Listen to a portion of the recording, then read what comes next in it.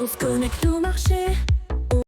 Bon les amis, Donald Trump a encore frappé, nouvelle taxe sur l'automobile. On s'y attendait un petit peu l'automobile, hein. Ça faisait quelques temps déjà que c'était un peu tendu déjà avec le Canada et le Mexique. Donc là c'est pour tout le monde, tous les véhicules importés du coup aux États-Unis, eh ben c'est 25% de taxes. Alors en plus ça vient s'ajouter par exemple les taxes en Chine, il y avait 100% déjà, je crois que ça fait 100 plus 25. Alors c'est vrai que du coup, celle qui est le plus impacté, en tout cas pour notre CAC 40 à nous, c'est Stellantis, parce qu'effectivement Stellantis faisait souvent passer les véhicules, on les faisait au Canada et au Mexique, hein, et des fois aussi en Europe.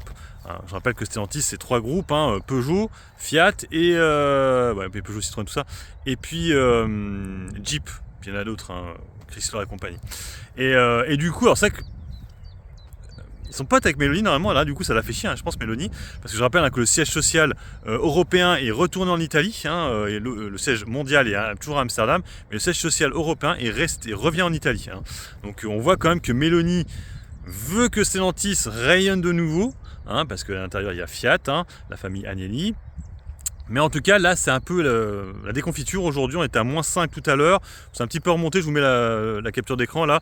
Alors, c'est vrai que, est-ce que ça vaut le coup de rentrer pour le dividende? J'ai envie de te dire, vu qu'il y aura de la spéculation sur le nouveau PDG qui va arriver, ça peut se tenter, hein, parce qu'on est vers les 10,60 €. Après, on pourrait avoir un non-événement, hein, comme on a eu avec par exemple Gucci, hein, un PDG tout pourri que personne ne voulait et qui arrive et que finalement ça se fonde encore plus. Je n'y crois pas trop parce que là, l'équipe de direction, c'est pas du tout la même. Donc, c'est John Hackman, il est plutôt bon. Donc, il est dans le fond Exor, hein, Exor qui est aussi au capital de Stellantis. Vous avez vu qu'Exor aussi est sorti, hein, quoi.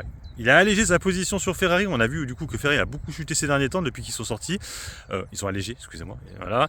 C'est vrai que Ferrari chutait un petit peu aujourd'hui, mais c'était pas la dégringolade. On a vu aussi Renault qui chutait pas beaucoup. Alors il faut savoir qu'ils n'ont pas une grosse exposition aux États-Unis, Renault. En plus, ils étaient un peu sortis de Nissan, donc c'est vrai que finalement c'est pas plus mal. Mais c'est principalement Stellantis qui a pris, et aussi Volkswagen, les groupes allemands, hein, qui eux aussi ont une grosse exposition aux États-Unis. Et du coup, concernant Tesla, en fait, au début, tu avais l'impression que c'était un peu une bonne nouvelle. Et bien, en fait, Elon Musk a dit que pas tant que ça, parce que les pièces détachées, ça va poser problème, vu qu'il y aura un coût aussi, il y aura une taxe dessus.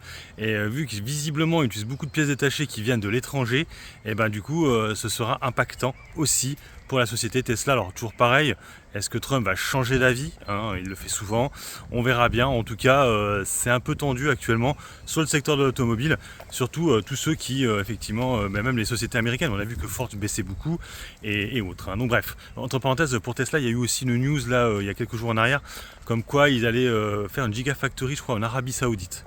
Hein, donc ça, c'est plutôt une bonne nouvelle, parce que eux, pour le coup, ils s'en battent les couilles, hein. Tous les problèmes qu'il y a eu là, des gauchistes fascistes, on va dire, qui cassent les voitures et compagnie. Je pense pas qu'en Arabie Saoudite ils vont le faire, donc c'est une possibilité de développement. Il y aura aussi en Inde aussi, hein, pour Tesla, mais c'est vrai qu'en Europe maintenant c'est un peu grillé, je pense, pour Tesla pendant quelques temps, et aux États-Unis c'est un peu tendu aussi. En tout cas, c'était bien remonté, là ça commence à de nouveau à rechuter sur Tesla. Allez, sur ce, moi je vous laisse, bon investissement, bon trade, ciao ciao.